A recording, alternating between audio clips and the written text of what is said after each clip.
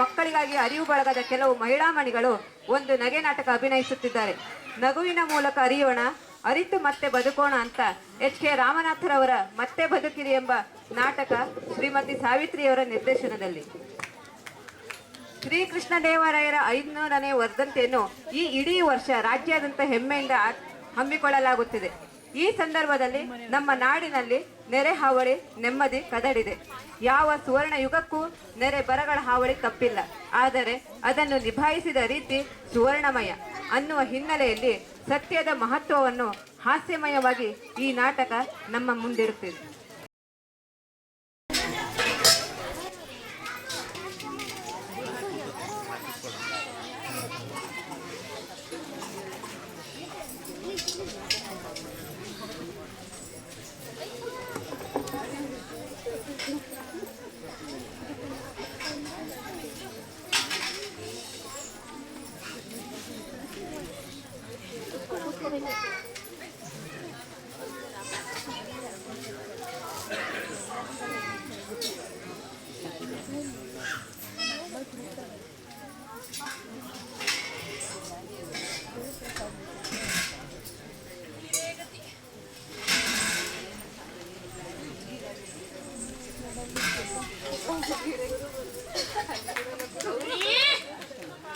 ಗೌರಿ, ಹಸಿವು ಕಣೆ, ಹಸಿವು.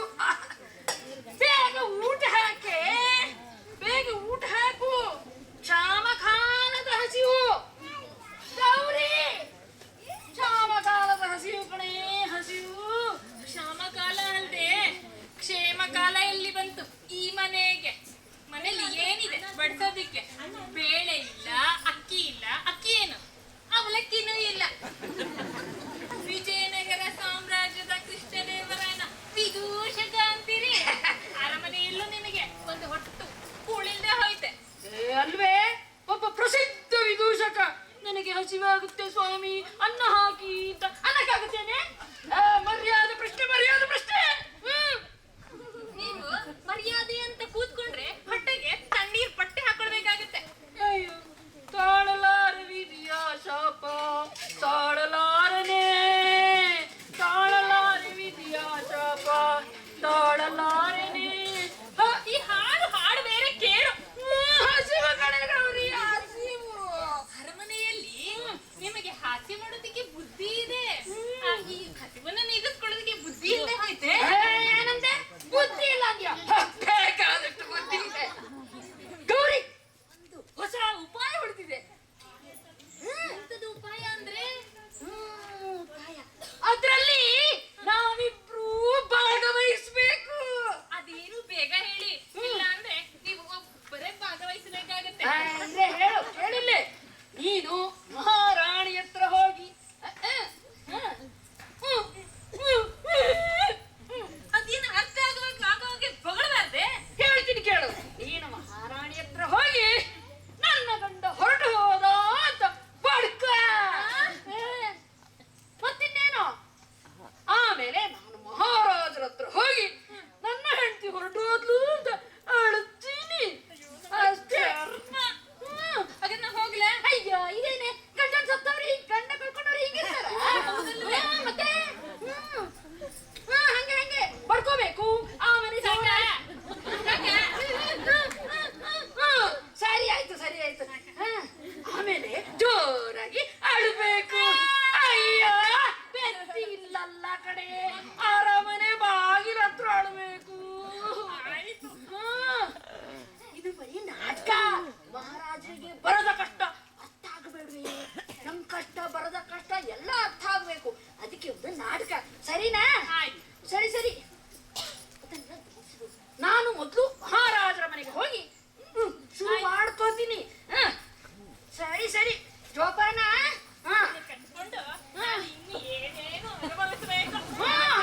ಮತ್ತೆ ಮಾಡ್ಬೇಕು ಮಾಡ್ಬೇಕು.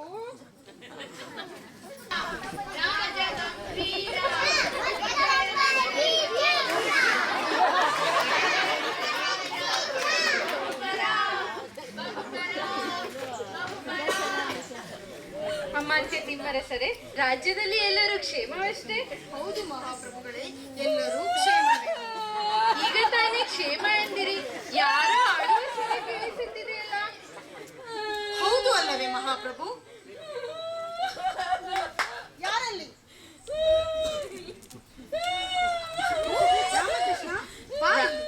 ರಾಮಕೃಷ್ಣನೇ ಬರ ಹೇಳು. ಏನಾಯ್ತು ರಾಮಕೃಷ್ಣ? ಇನ್ನೇನಾಗಬೇಕು ಪ್ರಭುಗಳೇ, ಇನ್ನೇನಾಗಬೇಕು? ಹೊರಟು ಹೋದಳು ಸ್ವಾಮಿ, ಹೊರಟೇ ಹೋದಳು. ಏನಾಯ್ತು ಹೇಳಬಾರದೆ? ಅವಳು ನನ್ನವಳು, ನನ್ನ ಗೌರಿ ಹೊರಟೇ ಹೋದಳು ಕೈಲಾಸಕ್ಕೆ. ಕೈಲಾಸಕ್ಕೆ ಅಂದರೆ ಸತ್ತು ಹೋದಳೆ. ಸಮಾಧಾನ ಮಾಡಿಕೋ ರಾಮಕೃಷ್ಣ, ಸಮಾಧಾನ ಮಾಡಿಕೋ.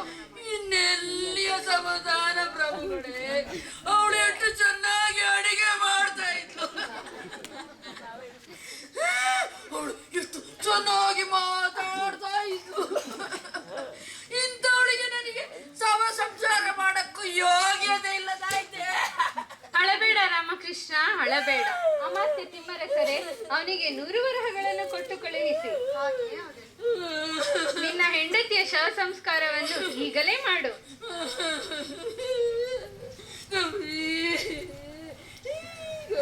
ತೆಗೆದುಕೋ ರಾಮಕೃಷ್ಣ. ತುಂಬಾ ಉಪಕಾರ ಆಯ್ತು ಪ್ರಭುಗಳೇ. ನಾನು ಈಗಲೇ ಹೋಗಿ ಮುಂದಿನ ಕಾರ್ಯವನ್ನು ಯೋಚಿಸುತ್ತೇನೆ. ಯೋಚಿಸುವುದೇನು ಬಂತು? ಎಲ್ಲರೂ ಸತ್ತ ಮೇಲೆ ಸಂಸ್ಕಾರ ನಡೆಯಲೇಬೇಕು. ಅದಕ್ಕೆ ತಗಲುವ ಖರ್ಚಿನ ಬಾಪ್ತನ್ನು ನೀಡಿದ್ದೇನೆ. ನಿನ್ನ ಹೆಂಡತಿಯ ಅಂತಿಮ ಯಾತ್ರೆಯನ್ನು ಮುಂದುವರೆಸು. ಆಯ್ತು ಆಯ್ತು ಪ್ರಭುಗಳೇ, ಆಯ್ತು. ಅಮಾತ್ಯರೇ, ಹೊರಡೋಣವೇ?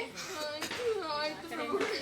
ಗೌರಿ ಗೌರಿ ಗೌರಿ ಗೌರಿ ಗೌರಿ, ಹೇಗಿದೆ ನನ್ನ ಭಯ? ನೋಡಿಲ್ಲಿ ಹಣದ ಗಂಟು. ನೀನು ತೆನ್ನಾಲಿರೋವನ ತಲೆ ಅಂದ್ರೆ ತಲೆ, ಗೊತ್ತಾಯ್ತಾ? ಸಖಿ ಮಂದಾರವಲ್ಲಿ, ಇಂದೇಕೋ ನಮಗೆ ಬಹಳ ಬೇಸರವಾಗುತ್ತಿದೆ. ನೃತ್ಯವನ್ನಾದರೂ ನೋಡೋಣ. ನಮ್ಮ ನರ್ತಕಿಯನ್ನು ಬರಹೇಳು. ಅಮ್ಮಾಜಿ ಕರೆತರುತ್ತೇನೆ.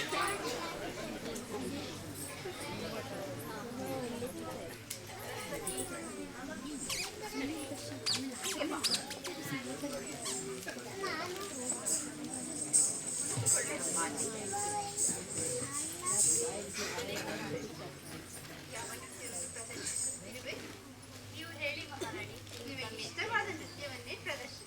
ಆಗಲಿ ಮಹಾರಾಣಿ, ಪ್ರಾರಂಭವಾಗುತ್ತದೆ.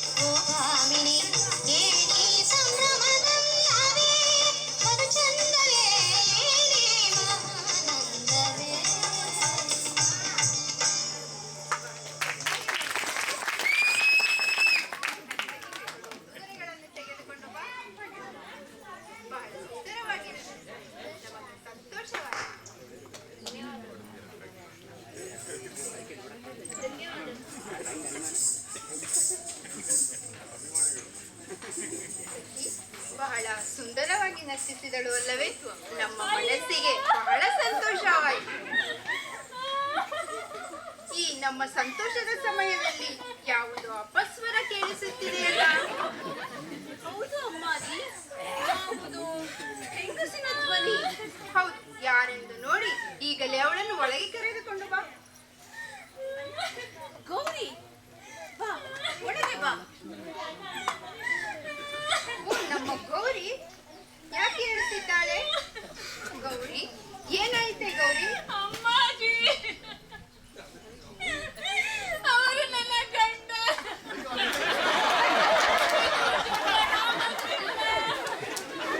ಆದರೂ ತಾಯಿ ರಾಮಕೃಷ್ಣ ಹೊರಟು ಹೋದರೆ ಎಲ್ಲಿಗೆ? ಇನ್ನೆಲ್ಲಿಗೆ ತಾಯಿ? ವೈಕುಂಠಕ್ಕೆ. ನಾವು ಅಡಿಗೆ ಮಾಡಿದ್ದನ್ನ ಎಷ್ಟು ಚೆನ್ನಾಗಿ ಹೊಗಳ್ತಾ ಇದ್ರು, ಎಷ್ಟು ಚೆನ್ನಾಗಿ ತಿಂತಾ ಇದ್ರು. ಇನ್ನೆಲ್ಲಿ ಅಡಿಗೆ, ಇನ್ನೆಲ್ಲಿ ತಿನ್ನುವುದು? ಇಂಥವರ ಶವ ಸಂಸ್ಕಾರಕ್ಕೆ ಒಂದು ಕಾಸೂ ಇಲ್ಲದೆ ಹೋಯಿತೆ. ಸಮಾಧಾನ ಮಾಡಿಕೋ ಗೌರಿ. ಸಖಿ ಮಂದಾರವಲ್ಲಿ ಅವಳನ್ನು ಸಮಾಧಾನ ಪಡಿಸು. ಅಳಬೇಡ ಗೌರಿ, ಅಳಬೇಡ, ಸಮಾಧಾನ ಮಾಡಿಕೋ. ಸಖಿ, ಅವಳ ಗಂಡನ ಸಂಸ್ಕಾರಕ್ಕೆ ತಗುಲುವ 100 ವರಹಗಳನ್ನು ತೆಗೆದುಕೊಂಡು ಬಾ. ಗೌರಿ, ಸಮಾಧಾನ ಮಾಡಿಕೋ. ಇದೆಲ್ಲ ವಿಧಿ ಬರಹ. ಸಮಾಧಾನ ಮಾಡಿಕೋ. ತೆಗೆದುಕೋ. ಈ ಹಣದಿಂದ ನಿನ್ನ ಮುಂದಿನ ಕೆಲಸಗಳನ್ನು ಮಾಡಿ. ತುಂಬಾ ಉಪಕಾರವಾಯಿತು ತಾಯಿ. ಸಮಾಧಾನವಾಗಿ ಮನೆಗೆ ಹೋಗಿ ಮುಂದಿನ ಕಾರ್ಯಗಳನ್ನು ಮಾಡುತ್ತೇನೆ. ಬರ್ತೇನೆ ತಾಯಿ. ಛೇ, ಬಹಳ ಅನ್ಯಾಯವಾಗಿ ಹೋಯಿತು. ತುಂಬಾ ಅಳುತ್ತಿದ್ದಾಳೆ. ಬೇಸರವಾಗುತ್ತದೆ. ಈಗಾಗ ಬರಲ್ಲ, ಏನು ಮಾಡುವುದು? ಛೇ, ನಮಗೆ ಬಹಳ ಬೇಸರವಾಗುತ್ತದೆ.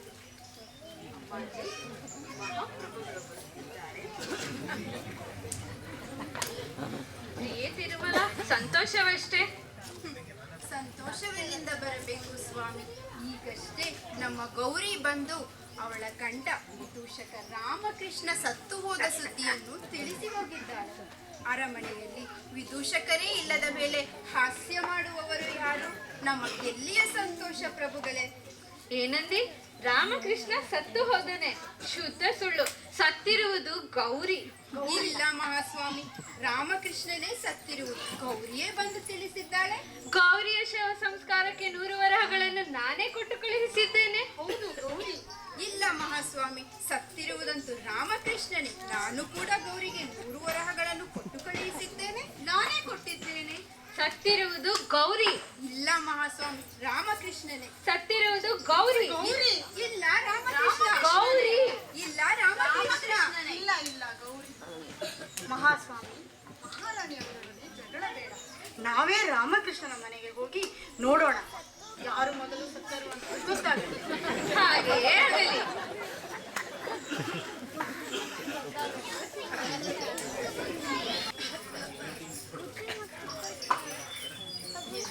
ಅದೇನು ಇಟ್ಟಿದ್ಯೆ? ಓಹೋ, ಆಸ್ತಿ ಹಾಸು ಹಾಸು.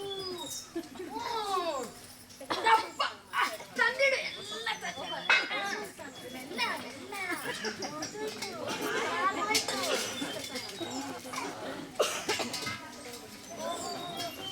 ಕತ್ಕೊಂಡು ಬಂದಿ. ನೀನೇ ಇಲ್ಲ ಅಂತಿದ್ಯೆ.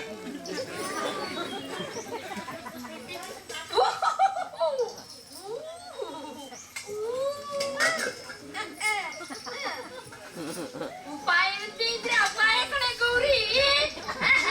ಏನಿದೆ ನನ್ನ ಉಪಾಯ?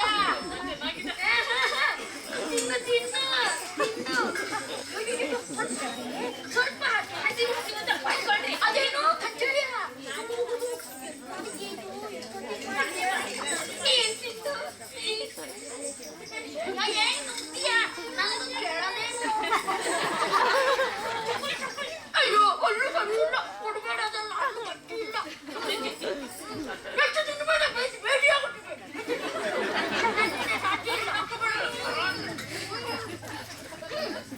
ಹಬ್ಬ ಹೇಗಾದ್ರೂ ಈಗ ಹಸಿ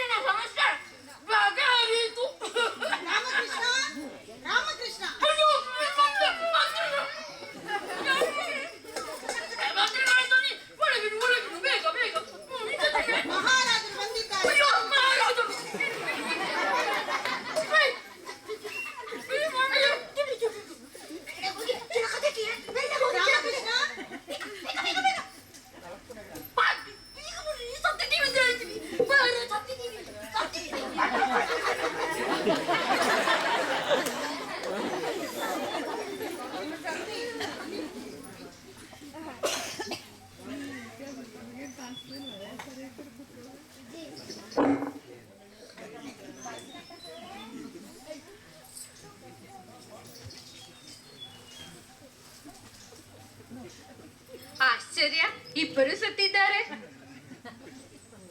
ಪರಮಾಶ್ಚರ್ಯ, ಇಬ್ಬರೂ ಸತ್ತಿದ್ದಾರೆ. ರಾಮಕೃಷ್ಣ ಸತ್ತ ದುಃಖವನ್ನು ತಾಳಲಾರದೆ ಗೌರಿ ನಂತರ ಸತ್ತಿರಬೇಕು.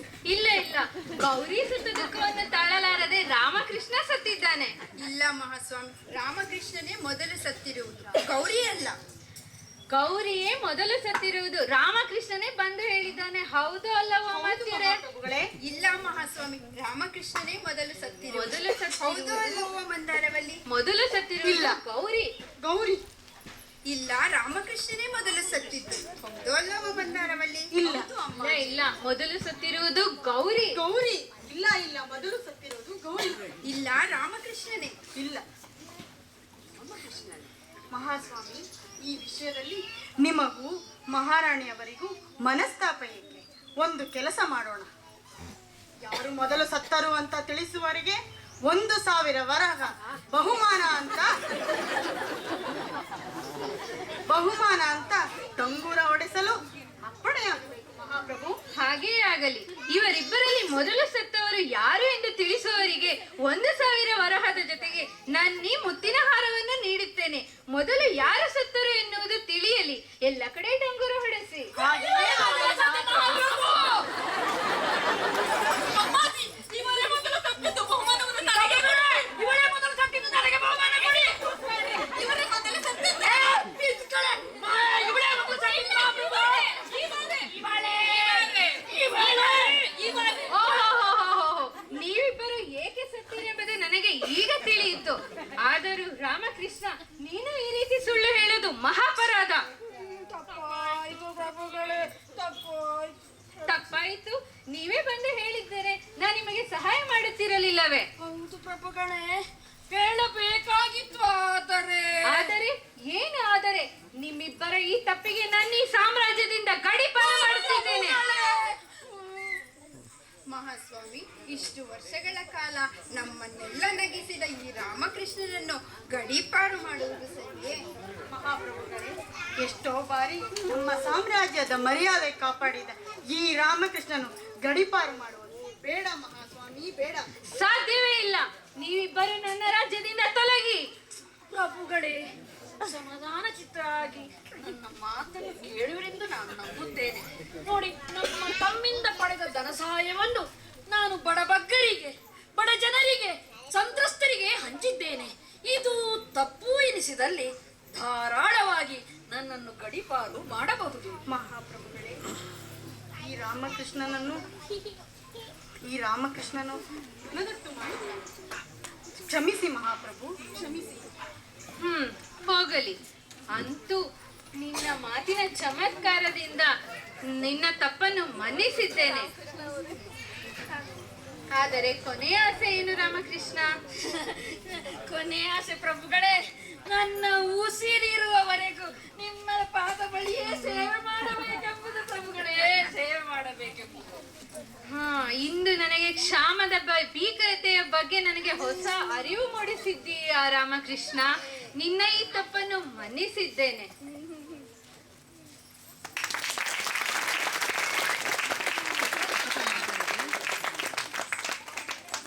ಕಣ್ಣಿಗೆ ಕಟ್ಟುವಂತೆ ನಾಟಕ ಮಾಡಿದಂಥ ಪಾತ್ರಧಾರಿಗಳು ಕೃಷ್ಣದೇವರಾಯನ ಪಾತ್ರದಲ್ಲಿ ಶ್ರೀಮತಿ ರಜನಿ, ರಾಣಿಯ ಪಾತ್ರದಲ್ಲಿ ಸುಮಾ, ಮಂತ್ರಿಯ ಪಾತ್ರದಲ್ಲಿ ಶ್ರೀಮತಿ ಶೋಭಾ, ಸಖಿಯ ಪಾತ್ರದಲ್ಲಿ ಶ್ರೀಮತಿ ಮಮತಾ, ನರ್ತಕಿಯ ಪಾತ್ರದಲ್ಲಿ ಶ್ರೀಮತಿ ಡಾಕ್ಟರ್ ರಶ್ಮಿ, ಎಲ್ಲರನ್ನೂ ನಕ್ಕು ನಗಿಸಿದ ಗೌರಿಯ ಪಾತ್ರದಲ್ಲಿ ಮಂಜು ಎಂದು ನಾವೆಲ್ಲ ಕರೆಯುವ ಶ್ರೀಮತಿ ಲಕ್ಷ್ಮೀದೇವಿ, ವಿದೂಷಕ ರಾಮಕೃಷ್ಣನ ಪಾತ್ರದಲ್ಲಿ ನಟಿಸಿ ನಿರ್ದೇಶನ ಮಾಡಿದ ಶ್ರೀಮತಿ ಸಾವಿತ್ರಿ, ಇವರೆಲ್ಲರಿಗೂ ಚಪ್ಪಾಳೆಯ ಮೂಲಕ ಮತ್ತು ಅಭಿನಂದಿಸೋಣ.